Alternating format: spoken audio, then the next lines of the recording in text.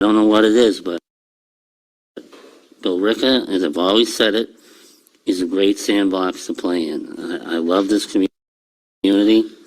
There is so much potential here, and I just can't help myself and make Billerica more of a destination than it already is. I really do think that Billerica has a bright future. Now, that was the words of town manager John Curran, explaining how he liked to play in the Billerica Sandbox because it has so much potential. But the question is, who is it going to benefit? What does Billerica have the potential to be? Will it remain a town with the quality of life that many of us cherish?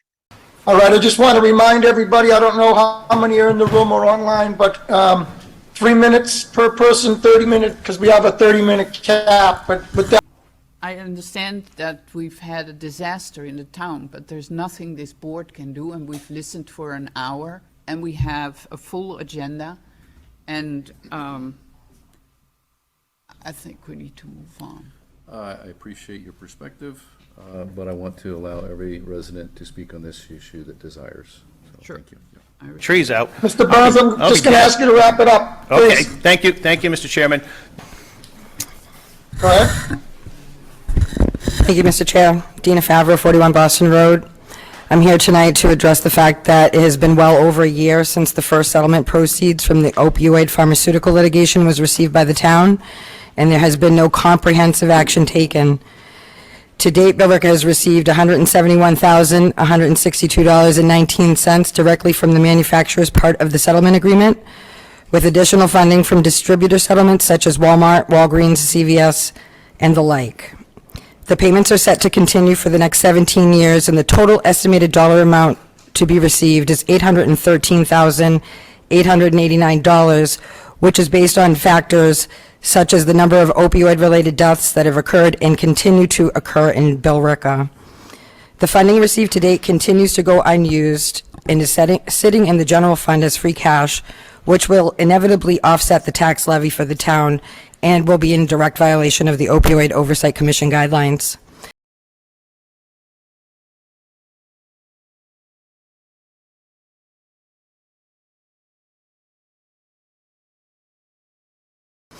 Massachusetts has in place important guardrails specifying how the money can be used and has required recommendations for the input from the residents, especially those like myself and my family who are directly affected and with firsthand experience in the crisis on where this money should go. While some like to loosely use the term "let the experts decide," I will point out that in this very specific instance, according to the state's Oversight Commission and the abatement agreement terms signed onto by the town, those of us personally impacted and who have been on the front line for more than the last decade due to this crisis are in fact considered the experts when considering how and where to use these funds. Cities and towns across the state have been hosting very public listening sessions, RFPs, and taking public surveys to gather input and data from their residents for the last year. Yet Billerica continues to stall in that process, citing an unsourced piece of legislation that was supposed to have been pending last fall as the reason why the Springtown meeting warrant article was withdrawn and the money has yet to be appropriated. We must immediately begin engaging the residents to identify models of multidisciplinary community outreach that would be effective at providing increased prevention methods, adequate access to treatment, sober housing, harm reduction, and intervention while also consistently encouraging people at high risk for overdose to enter into effective treatment while promoting education on harm reduction, including historically underserved populations and community members such as BIPOC, individuals who are incarcerated or justice involved, women with children, or women who are pregnant that are also high risk for experiencing overdose. It's critically important to note that as of this month, the state will require a report on the expended funds received to date to the DPH with an explanation on why the money has not yet been spent, since Massachusetts is one of only 15 states that has agreed to 100% transparency on the expenditures of the settlement proceeds. The report shall include, but is not limited to, municipal abatement fund received, an itemized list of funds expended for abatement, and administrative costs if applicable, and the unexpended balances, and a brief description of what abatement strategies and efforts have been employed to direct the resources to the vulnerable, underserved communities. And these reports will be made public beginning October 1st. Billerica received their first payment in or about May of 2022, with the second payment following in August, a third in September, a fourth in November, and additional payments received this year in March, May, and July. In order to deposit and therefore have access to these funds for the purposes for which they are intended, they must first be appropriated by the legislative body of the municipality. Yet, despite assurances from the town manager's office that it would be included in the fall warrant, when they withdrew the article this past spring, this preliminary warrant presented tonight does not include a placeholder article on the warrant to address the opioid settlement funding received to date.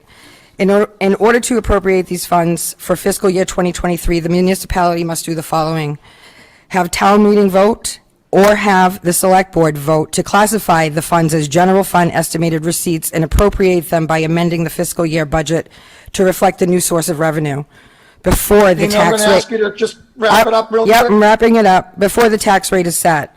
If this is not done, the funds would only be served to reduce the tax levy and would not be available to be used for specific purposes of abating the crisis. It seems that complacency is playing a role in not taking urgent action necessary to get the funding and resources into the hands of the community members that need it most. And while we may tout that the overdose rate is down, and they are, we fail to recognize that the opioid-related 911 calls for Billerica are up 25% compared to this time last year. Any further delay in appropriating these funds is unconscionable, and as such, I'm providing you with the language necessary for the select board to vote on and create the stabilization fund necessary to appropriate this funding, together with the draft warrant article needed for town meeting to move forward on this matter. Selectman Burrows has asked me to add a placeholder for another select board article, so I'm going to make a motion to add that as a placeholder, if that's okay. So the warrant closed at 4 o'clock today. I was just going to say, I'm not sure if we can. You can't add any warrant articles at this time. So can I ask a question, Mr. Chairman? Sure. So based on the issues that Ms. Fabro brought up with the opioid settlement fund stuff, can I ask why that wasn't put in? Well, she just blindsided me with that tonight. I have most of the stuff. I don't know what she's talking about, whether it's true or not. I need to do some research, but my understanding from talking to Paul is that I think that was an issue that was being resolved during the budget process, which is just finishing up right now. So I don't have an answer tonight, but she could have just called me instead of grandstanding in the middle of a public meeting. It's not a good way to go about things. All right, well, can you let us know where it all shakes out? So it would be good to know what's going on with that. We should have that on our next agenda. Yeah, I would agree, Mr. Chairman. And the other part of what I was going to say is, if we find that we do need to take some action on it, we could always do a special town meeting within this town meeting and have it open for one day just to add that article in. What I'm speaking about is the town center. And I just want to bring a couple of things in light. You guys all know in the last 2 years, we've had our taxes increased well over $700 in 2 years. So we got to come down to the money aspect of this. It's going to be, this board should be familiar with, back in 2019 fall town meeting, we voted to raise and appropriate $1 million for Nashua Road. That was going to go into the capital appropriations. That $1 million has been growing. So in turn, we were supposed to have $4.5 million. That's what I think Mr. Burns was talking about, $4.5 million going towards our roads. Since 2020, have we been putting $4.5 million towards our roads? I think you can ask almost every resident in this town, and they're going to tell you no.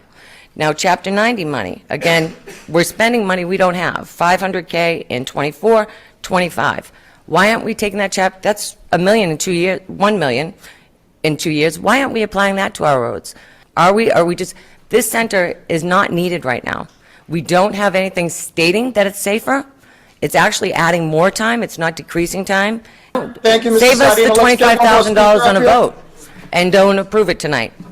I was wondering if I could speak. I got here late because I had to work. This is regarding the land at 26 New Foster behind us where they want to build I'm not sure what it is, but the open mic period is over. Okay, I'm I'm sorry. going to go to I the had town work, manager for so- comments on, This is kind of the flooding. timely. It's kind of like a timely matter because they've been like digging and giving us like bad information. I've been All right, trying to well, get help from the the- town. have the, Robert or Clancy can take that information from you and we'll get in touch with you. Okay. Yes. To today, the input from several different committees, and I noticed today's the first time I saw the changes implemented that were recommended from the police department. Overall, it's been received very positively. A lot of people in the past were against it or for it. I'm not going to repeat the things that were said. They were excellent. What Could I just everybody's ask a thinking question, here. please? During open mic, it's our time to Hold on, speak. Well, hold on. This is not Well, public comment. I understand it's not public comment. I'm but not when I- taking public comment. Well, then you This is shouldn't not- have Ms. Conway this is or the not town public manager comment. bring up a I'm not conversation taking that I public had comment. during I'm open trying to mic. get That's through an this open meeting agenda item. violation. When Back to the board, when a resident 'cause I can't speaks, really hear what's being that's it. said. It's not brought up Let's, into conversation where when you is- guys vote. It's residents' Listen. time, not to You have to be sit debated. down now, please. This is So- not a public hearing. This is, the public comment period is over. shut the public out a while ago. Thank you. My understanding was that the planning board approved all this. They gave the okay to go ahead with this project. So if you were the ones that gave the approval, why can't you stop it? Why can't you put a halt on this and an investigation be put into this? Another question too is if we can get some kind of a meeting sooner than later, because there's serious issues. My backyard is like a swamp. It's like this, the whole yard, whole half acre is all water, right up to my house. Thank God it didn't go in my house, but it's right up to my house. But there's serious issues over there, and the planning board approved this. Mike Riley approved this. Big mistake, didn't care. He wants his $5,000 gazebo. He didn't care about the neighbors. He lied to us. Second house on the left-hand side coming down from Boston Road. That's basically where Tower Farm Road starts to level out. That's basically where the pool starts. So, lived in this house almost 39 years. I just ask that if you guys and girls can do something, please do something. I don't want to move. 72 years old. I plan to die there, but I don't know if it's ever going to happen. Do something if you can do something. Because it's never been like this before, and now all of a sudden it's like this. Something must have changed. They must have changed something, and they're not going to fix it unless the upper powers make them fix it. They're not going to listen to me. It would be, in light of the discussion, if we're in the wrong place, where do we go? Young Perry Knight, Walpole Road. I understand that this board approved this thing. Although I listened in a couple of times and there were some objections to approving it. It got approved with still some outstanding questions and things like that going on, but then it was voted on and, and motioned and seconded and questions didn't get answered. So I think the whole thing was a sham.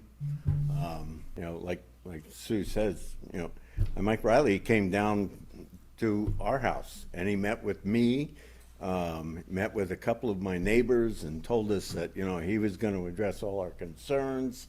I guess I wasn't supposed to say that he was meeting with us anyway, but anyway, he says, he was taking our concerns so that he could get them addressed. He didn't get anything addressed other than get $5,000 to fix the gazebo. There again, Mike Riley had also told us that it was going to be, when he was proposing this whole thing to us, is that it was going to be a nationally known restaurant, not restaurant, it was going to be a nationally known coffee shop without a drive-through. And he said specifically there was not going to be a drive-through. But,